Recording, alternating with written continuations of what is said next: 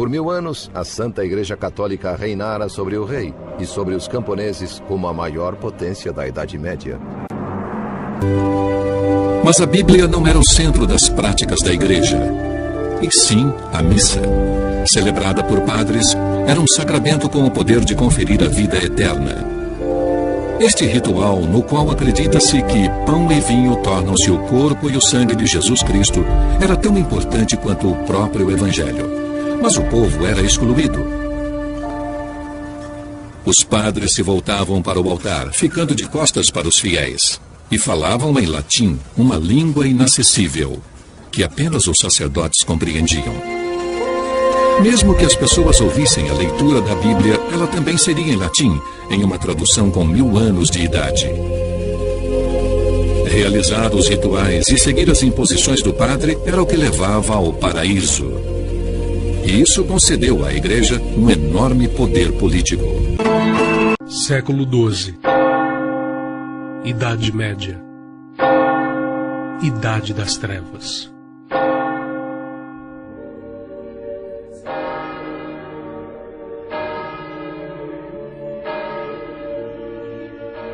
A Igreja Papal se encontra em pleno domínio do seu poder estatal.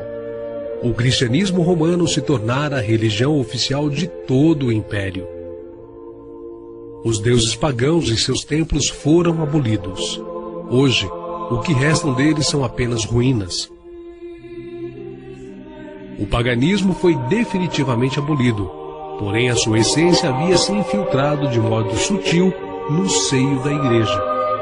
A veneração íntima aos santos substituíra o culto aos deuses pagãos. A Saturnália foi substituída pelas comemorações do Natal em 25 de dezembro, onde era celebrado o nascimento do deus Mitra, e o antigo Festival dos Mortos pelo Dia de Finados.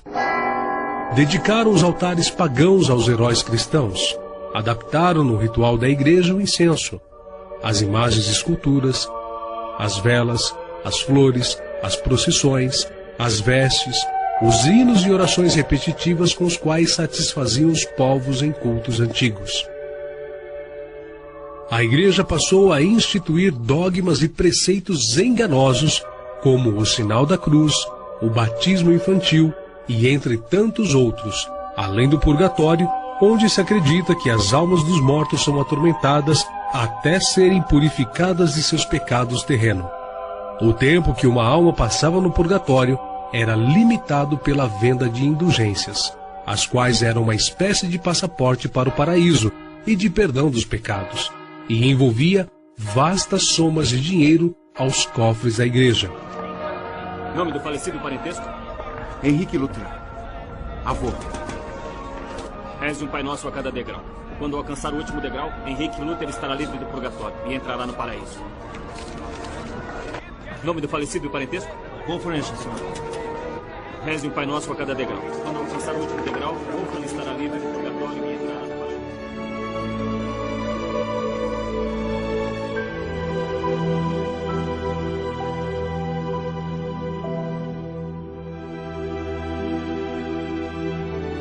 Os verdadeiros fiéis eram muito poucos. Perdeu-se de vista o brilho da luz do Evangelho, mas multiplicaram-se as formas de religião, e o povo foi sobrecarregado de severas exigências.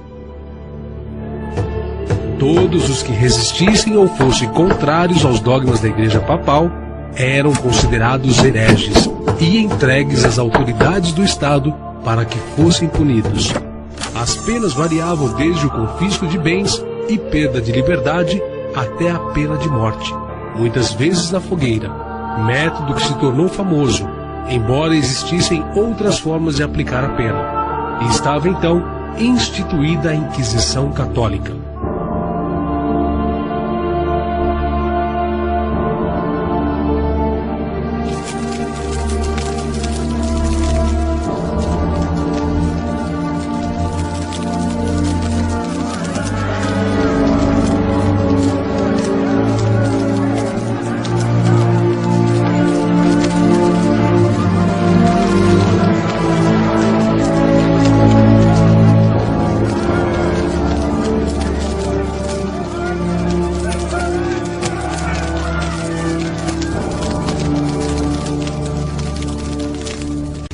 Porém, na década de 1370, um inglês desafiou toda esta autoridade. Ele condenou o poder político e econômico da Igreja, questionou o sagrado sacramento da missa e atacou a autoridade espiritual de seus sacerdotes. Seu nome era John Wycliffe, um teólogo pioneiro em sua época. Ao ler minuciosamente a Escritura, Wycliffe percebeu que a igreja que ele conhecia divergia da pureza dos evangelhos originais. Indignado, Wycliffe propôs um cristianismo puro e renovado, com o suporte de uma Bíblia em inglês.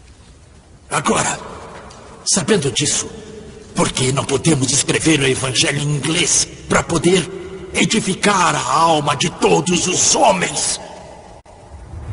Ler a Bíblia de Wycliffe encorajava as pessoas a terem opinião própria, algo que não era tolerado pelas autoridades. O Santo Padre mandou um outro aviso. John Wycliffe tem que ser posto na linha, rapidamente e totalmente. Eminência, deixe-me assegurar que sou entusiasta em realizar o pedido do Santo Padre. Nós não podemos falhar mais uma vez, Bispo Courtney. Eu tenho garantido à sua santidade que o senhor tem tudo sob controle. A corrente política tem mudado a nosso favor, Eminência. Wycliffe não foi silenciado porque houve a proteção de John of Gaunt. Agora temos ordens superiores. Além de que, as palavras escritas de Wycliffe é tudo o que precisamos.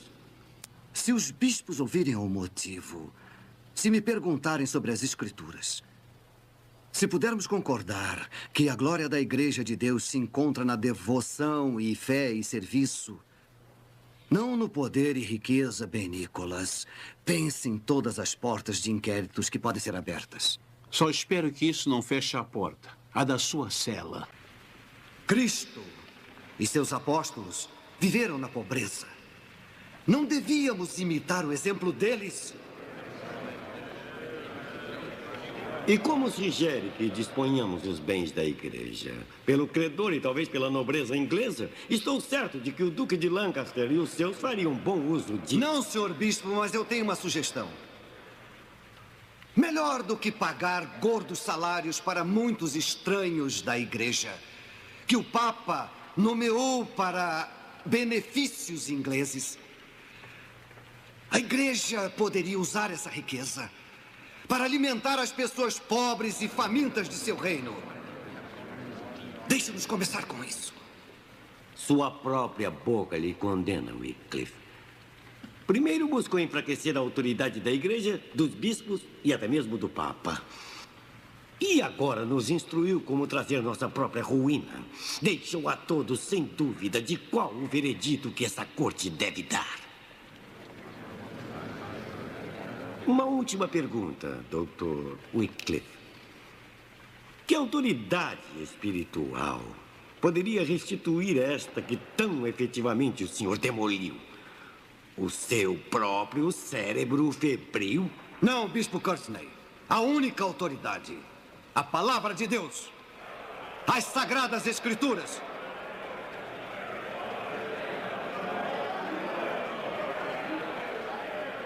Deixem-me passar!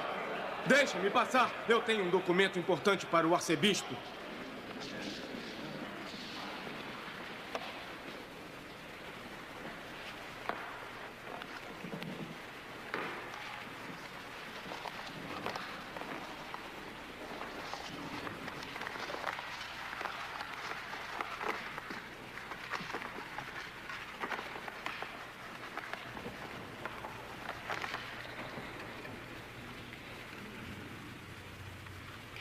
Irmãos em Cristo, esta é uma carta da Rainha Mãe Joana de Kent, falando pelo seu filho, que até a sua maioridade irá subir ao trono deste reino.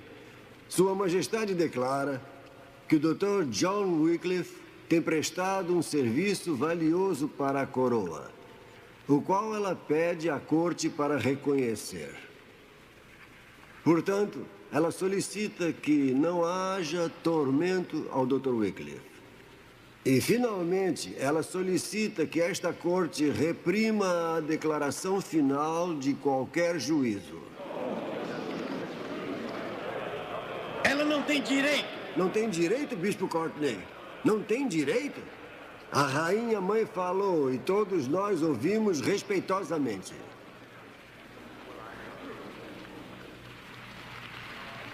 Caros irmãos, vamos prosseguir. Vamos deixar para nós mesmos as considerações dos pontos lançados nas teses do Dr. Wycliffe e nos contemos de fazer qualquer julgamento deste homem.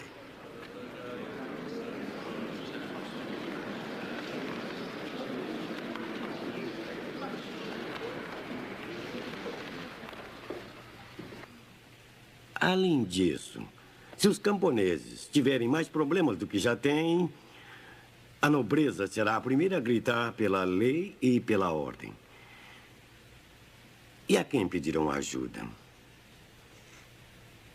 A igreja? O caos e a matança vieram para a Inglaterra com a eclosão da revolta dos camponeses. Milhares de pobres marcharam para Londres, esmagando toda a autoridade, exceto a do jovem rei Ricardo III. A nobreza juntou suas forças e eliminou a rebelião. Mas foi um tempo de desordem e protestos violentos contra todas as instituições que oprimiam o homem comum. A nobreza e muitos da igreja começaram a responsabilizar John Wycliffe pela revolta. Ao chanceler Rigg de Oxford, sem demora.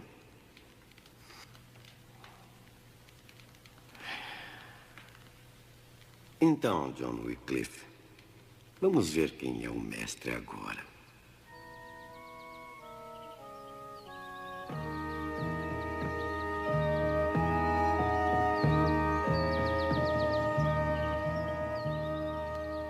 Isso tinha que acontecer, John. Desde minha nomeação, tenho lutado por sua liberdade de ensinar o que você queria dentro dessas paredes. Doutrinas condenadas pela corte papal, ensinamentos proibidos pelo concílio de Lambeth. Mas isso não poderia continuar. Ambos sabíamos disso. Courtney nomeou um conselho de 12 para examinar a universidade. Minha autoridade está fora deste conselho. Eles têm emitido suas primeiras ordens. Veja você mesmo. Eu fui destituído de todos os privilégios acadêmicos. Eu não gostaria de me submeter. Deus sabe. Não tem escolha, chanceler. Enquanto a universidade estiver ligada à igreja, não tem escolha.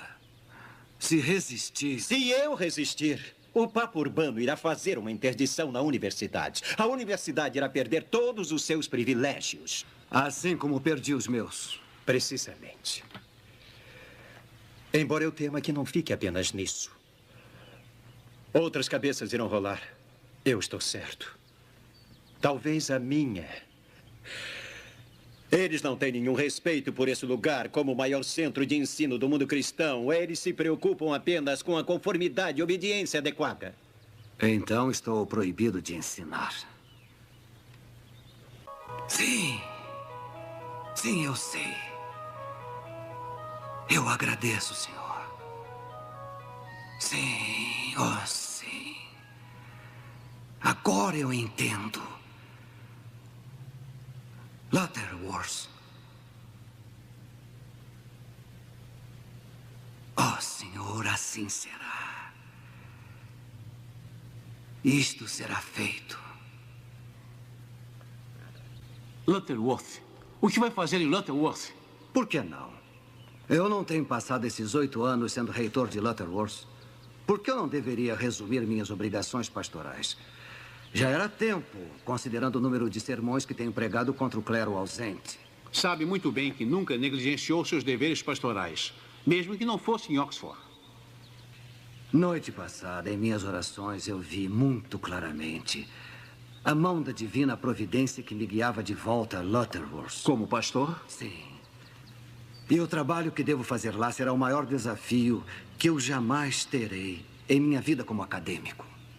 Como acadêmico, senhor? O que quer dizer? Toda a minha carreira foi lentamente me levando a ver que nossa autoridade definitiva não vai ser achada em tradições ou em concílios, na igreja ou mesmo no Papa.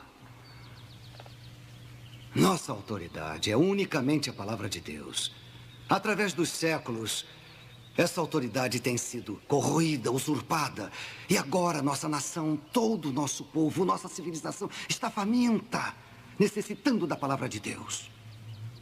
Como os homens podem viver sob a autoridade da palavra de Deus se eles não conhecem a palavra de Deus? O clero, muitos deles nem mesmo conhecem o latim. Eles conhecem menos ainda da palavra de Deus. Minha tarefa agora, nossa tarefa, Nicholas, meu caro John, se vocês quiserem, poderemos usar este exílio para traduzir a Sagrada Escritura, toda ela para o inglês, nossa língua nativa. Então eles poderão ouvir e entender por todo o nosso povo.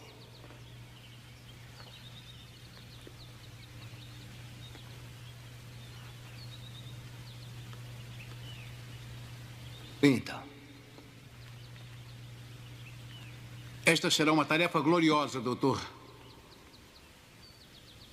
A maioria de seus alunos irá querer ajudar. Não faltarão trabalhadores. Você imagina o grande impacto que isso será para a Cúria? Sem falar de seus oponentes em Canterbury. Você já é acusado de heresia. Traduzindo a Bíblia, será visto por alguns como nada mais que insurreição contra a Madre Igreja. Mas vejo isso como meu sagrado dever, como filho leal à Igreja de Cristo. Está tão claro para mim agora. Como perdemos isso? O Novo Testamento foi escrito em grego koinia, a língua do povo. A tradução de São Jerônimo para o latim foi na língua do povo. Os ingleses devem ser privados da palavra de Deus, porque isto está escrito em língua estranha. Como podemos manter a igreja fiel sem a palavra de Deus como pão para as almas famintas? Meu sonho é ver o inextinguível fogo da palavra de Deus aceso nos corações e mentes de todo o povo. Todo o nosso povo.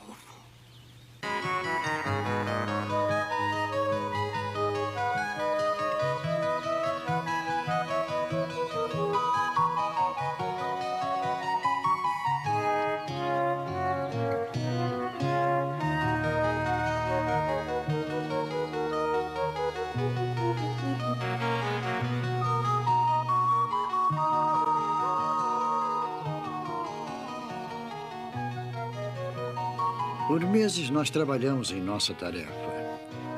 Dia após dia, com muita atenção nas Sagradas Escrituras, que se tornou para nós uma fonte de verdadeira revelação e constante compreensão dentro da verdade da lei de Deus.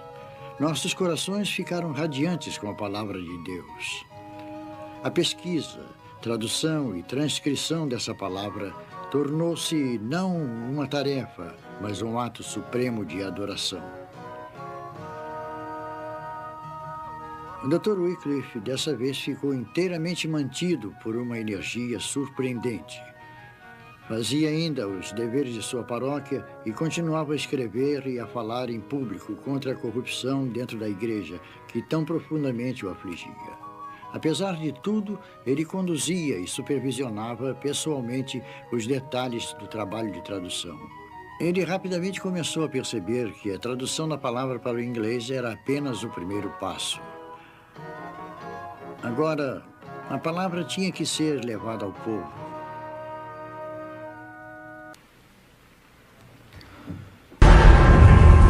Isso abalava o status quo da igreja e do Estado. Wycliffe morreu em 1384. Logo em seguida, uma série de medidas repressoras tentaram acabar com o movimento dos Lollardos, o Lollardismo.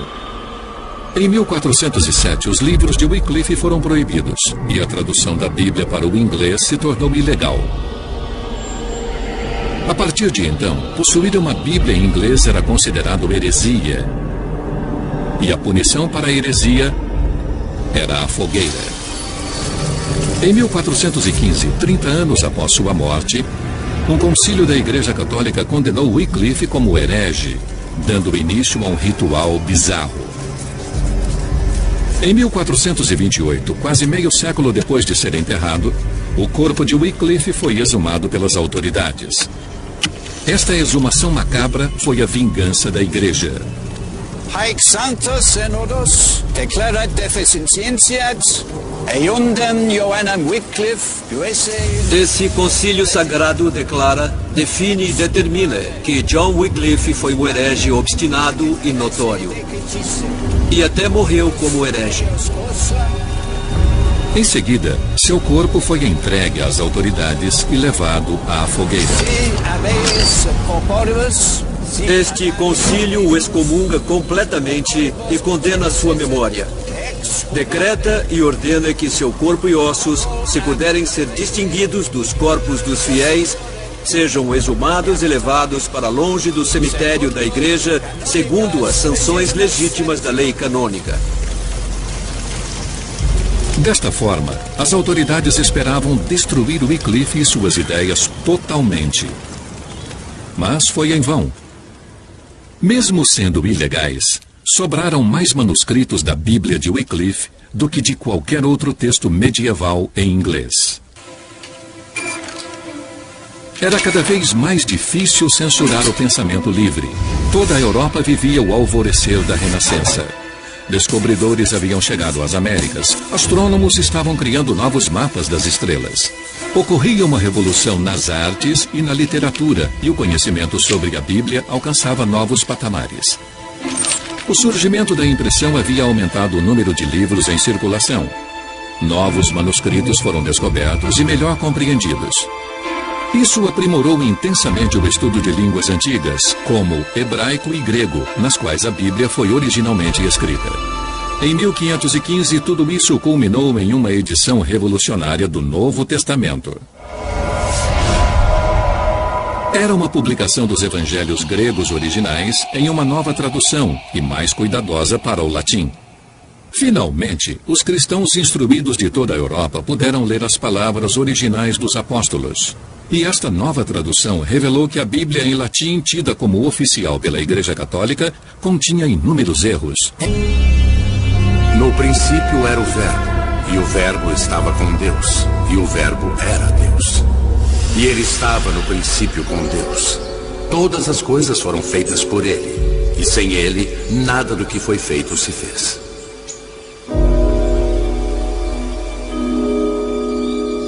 A nova edição do Novo Testamento grego serviu de inspiração para um jovem estudioso chamado William Tyndale. Ele nasceu em 1494 e é o responsável pela maior parte da tradução da Bíblia em inglês conhecida hoje. E a luz resplandece nas trevas, e as trevas não a compreenderam. Em agosto de 1525, Tyndale estava pronto para publicar sua versão. Ele havia completado o Novo Testamento e adicionou um prólogo e algumas notas ao texto. Encontrou uma prensa em Colônia para fazer a impressão, mas um desastre aconteceu. Senhor, uma invasão! O local foi invadido. Alguém havia alertado as autoridades da igreja. E Tyndale fugiu com somente uma parte do texto impresso. Destemido, ele começou tudo de novo.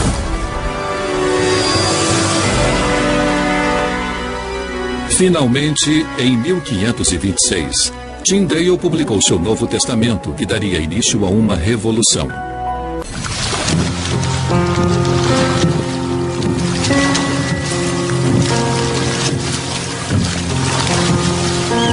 Poucas semanas depois da impressão, as primeiras 1000 cópias do Novo Testamento de Tyndale começaram a ser levadas à Inglaterra para serem vendidas no mercado negro.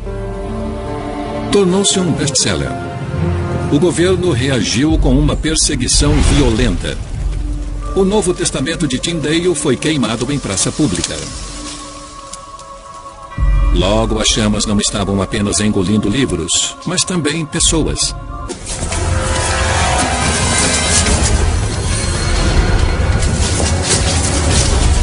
Após 12 anos de fugas, os inimigos de Tyndale finalmente o apanharam. Até hoje não se sabe quem subornou Phillips para entregar o tradutor herege às autoridades. Mas não há dúvidas de que o plano foi traçado na Inglaterra. Acredito que seu grande inimigo na Inglaterra era o novo bispo de Londres, John Stokesley. E acho que Stokesley estava no comando de um homem detestável, Harry Phillips, que preparou a emboscada. Phillips escreveu para todos dizendo que precisava de dinheiro e Stokesley deve ter descoberto e o contratou. Tyndale foi levado da Antuérpia para um castelo perto de Bruxelas, na Bélgica. Ele ficou em uma solitária por mais de um ano, longe até mesmo de sua amada Bíblia. A partir dali, o homem com o maior domínio da língua inglesa, na minha opinião, depois de Shakespeare, ficou sem ouvir sua língua por 500 dias. Falavam flamengo ou latim. 500 dias sem luz, sem livros, sem nada. Ele nunca duvidou de sua fé. Em outubro de 1536, enfrentou sua última provação.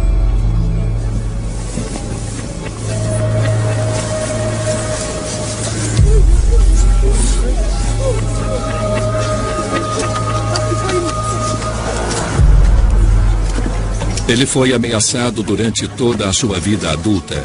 No entanto, sua convicção não foi ofuscada.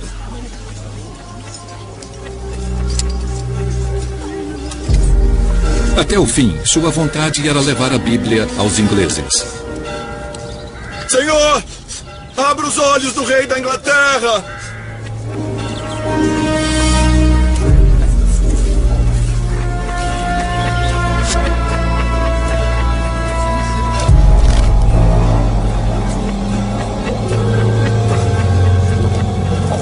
Tyndale seria poupado do horror das chamas ao ser estrangulado antes. Mas quando o fogo se ergueu ao seu redor, ele recobrou a consciência. O serviço havia sido mal feito.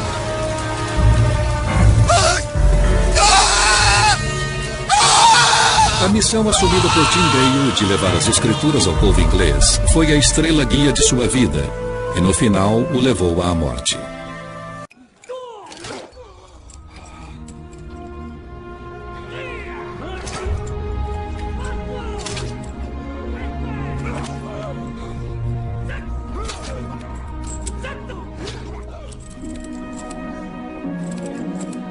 Desde o início, o corpo de Cristo sofreu perseguições e derramamento de sangue.